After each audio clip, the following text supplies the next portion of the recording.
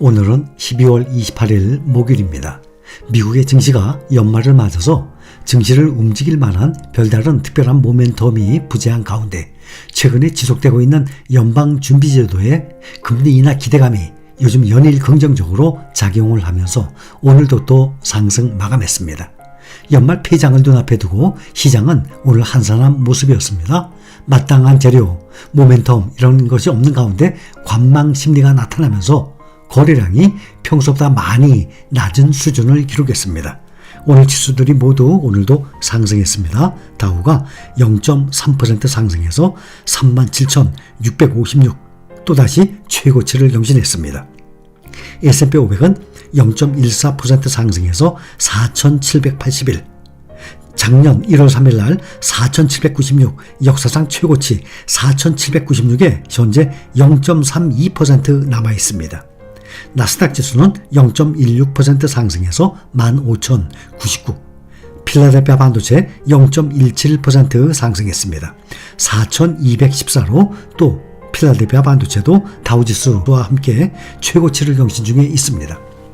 지금 미국 지수들이 지난주까지 8주 연속 지금 6년 만에 계속 올랐고 이번 주까지 오름세를 보이게 되면 9주 연속 상승세를 이어가게 되는 것입니다.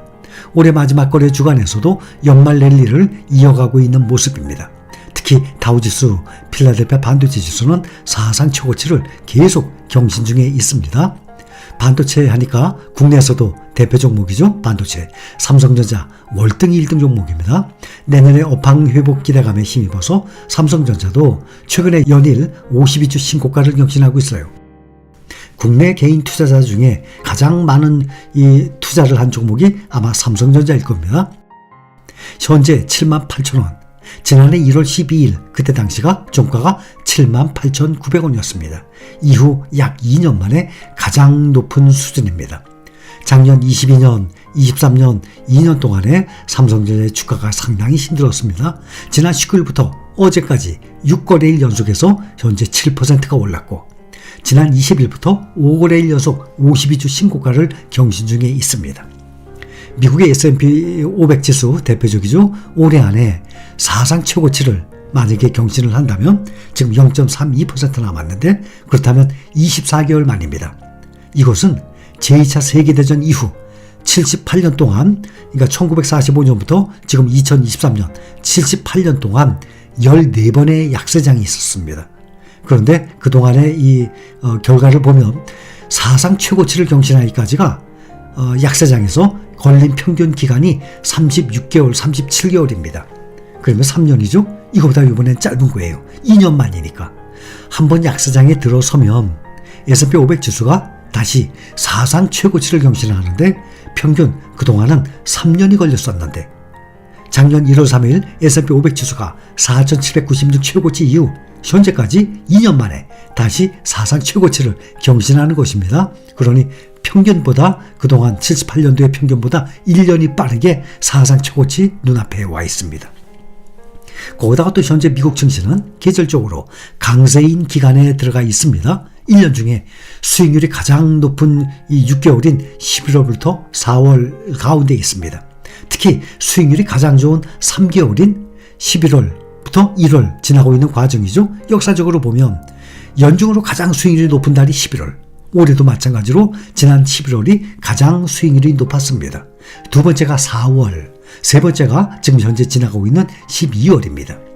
역사적으로 보면 수익률이 좋은 11월부터 4월, 그 다음에 5월에는 팔고 떠나라 하는 그런 말까지 있는데 그걸 반대로 이 내용을 보시면 이미 설명을 어느 정도 이해하셨으리라 믿습니다. 그래도 이해가 되지 않는 부분이 있으면 계속해서 읽어보시거나 댓글란의 링크를 클릭하여 선생님의 연락처를 추가하고 1:1 수업을 시작해보세요. 10월부터 4월까지 1년 중에 가장 수익률이 높다면 수익률이 안 좋은 5월부터 10월 동안 부지런히 쌀 때 주가를 모았다가 11월부터 4월 그 사이에 매도를 하는 것이 훨씬 수익률이 높을 것이라 생각을 하고 있습니다. 국제금리 요즘 지속적으로 하락세가 지속되고 있습니다. 벤치마크의 역할을 하고 있는 10년물 국채금리가 지금 급락을 했는데 3.788%까지 떨어졌습니다. 통화정책에 민감한 2년물 금리는 4.234%를 기록했습니다. 시장에서는 페드가 내년 3월에 금리를 인하할 가능성 90%가 넘어갔어요. 0.25% 인하 가능성은 지금 74%고 또 0.5% 인하 가능성은 16.4%로 나타났습니다. 종목별로 보면 테슬라, 엔비디아, 애플, 메타가 조금씩 상승했습니다. 그중에 테슬라가 2% 가까이 가장 많이 올랐습니다. 상하이 공장에서 모델 Y에 대한 업그레이드를 준비하고 있다는 소식이 전해진 가운데 상승했고 애플은 0.05, 0.07% 올랐습니다. 특허권 침해 분쟁으로 수입이 막혔던 애플워치 국내 이 판매와 관련해서 미국 연방항소법원이 소송이 진행되는 동안 수입금지 명령을 일시 중단하기로 했다는 소식이 전해지면서 소폭 상승했습니다. 지난 3분기 애플워치를 포함하는 웨어러블, 홈 및 액세서리 부문 매출이 93억 달러, 약 12조 원을 기록했습니다. 이것은 애플 전체 매출의 10% 정도, 이 중에 애플워치는 4% 정도일 것으로 추정을 하고 있습니다. 애플워치는 2015년 출시 이후 아이폰과 함께 사용되고 있는 제품으로 많은 추가 매출을 만들어 왔습니다. 블룸버그에 따르면 애플워치의 이 연간 매출은 170억 달러에 달하는 것으로 추정이 됩니다. 특히 애플워치는 애플의 헬스케어 전략의 핵심에 있는 제품이에요. 사용자의 각종 생체 정보를 수집하고 있습니다. 헬스케어 사업을 확장하는 데 가장 중심에 있는 제품이라고 해도 과언이 아니에요. 최신 제품의 판매가 중단되면서 웨어러블 기기로 정체된 성장을 회복하려는 애플의 전략도 수정이 불가피할 것으로 보입니다. 소송으로 인해서 혈중 산소 측정 기능이 없는 애플워치 SE만 정상적으로 판매가 이루어지고 있기 때문입니다. 실적 타격도 그렇지만 무엇보다도 애플의 신제품이 판매 중단까지 이르게 된 것은 중소기업에 대한 특허 침해와 인력 빼가기가 배경이 있다는 것도 알려져 혁신기업이라는 애플의 명성에도 손상이 불가피해졌습니다. 애플이 특허 소송의 패소에 제품의 판매까지 중단된 것은 중소기업의 아이디어를 빼앗는 대기업의 불공정한 행위에 대해서 미국 정부가 사실상의 심판을 내린 것이다 라는 해석도 나오고 있습니다. 월스트리트 저널은 올해 4월 애플이 만나자고 하는 것은 죽음의 키스다 라는 기사에서 애플로부터 피해를 입었다고 하는 다수의 중소기업들을 소개한 바가 있었습니다. 이번에는 테슬라 봅니다. 올해 미국의 개인 투자자들이 가장 많이 매수한 종목이 작년에는 미국의 대표적인 ETF죠. 시가총액 1위 SPY, S&P 500을 따라가는 SPY에 이어서 2위였었습니다. 테슬라가. 근데 올해는 SPY를 제치고 처음으로 1위에 올랐습니다. 우리나라도 국내 개인 투자자들이 미국 주식 가장 많이 매수한 종목이 테슬라, 그 다음 애플, 그 다음 엔비디아죠. 개인 투자자들은 테슬라가 혁신 기술을 가지고 있다고 믿고 있고 일론 머스크의 유명세에 힘입어서 테슬라 주식을 매수하고 있는 것으로 보인다라는 해석도 있습니다. 또 기후변화에 대한 우려와 거리에서 테슬라 전기차가 많이 보이는 점 등이 개인 투자자들이 테슬라에 투자하도록 하는 요인 중에 하나라고도 밝혔습니다.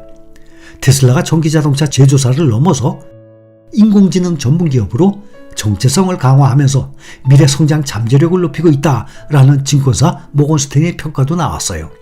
모건스탠리는 보고서를 내고 테슬라의 기업 가치에는 전기차와 관련된 여러 파생 사업의 가치가 크게 반영되어 있다라고 분석했습니다. 그것이 바로 완전 자율주행 소프트웨어, 또 모빌리티 서비스, 전기차 배터리와 에너지 저장 장치, 보험 등의 차량 관련 서비스 사업이 전체 기업 가치에서 상당한 비중을 차지한다는 의미예요.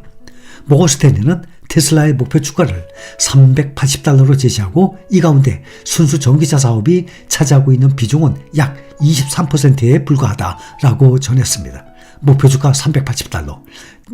테슬라 오늘 현재 $261입니다. 그리고 그 나머지 77%에 이르는 주가에는 전기차 이외의 사업들의 매출과 수익, 성장성 등이 반영되어 있다는 분석이 이어지고 있습니다.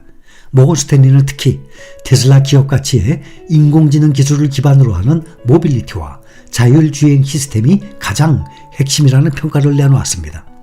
테슬라가 앞으로 이러한 사업에서 본격적으로 수익성을 확보할 것으로 전망되는 만큼 전기차 제조사를 넘어서 인공지능 전문기업으로 확실한 입지를 갖춰가고 있다는 것입니다. 모건스탠리는 테슬라가 자율주행 시스템을 다른 자동차 제조사에도 공급하는 등의 꾸준히 사업을 확대해 나갈 것이라고 보고 있고 뚜렷한 성장 동력을 확보할 수 있을 것이라고 바라보고 있습니다. 다만 테슬라는 당분간 본업인 전기차 사업에서 판매량 증가세와 수익성을 지키려는데 고전할 것으로 예상을 하고 있습니다. 전기차 시장에서 경쟁이 갈수록 치열해지면서 중국을 비롯한 주요 국가의 이 수요 위축도 이어지고 있기 때문입니다. 모건스탠리는 2024년 전기차 시장 전망을 고려하면 투자자들이 테슬라의 조심스러운 시각을 보이는 일은 당연하다면서 그러나 테슬라는 자동차 제조사이자 인공지능 기업으로 인식이 되어야 한다라고 진단을 하고 있습니다.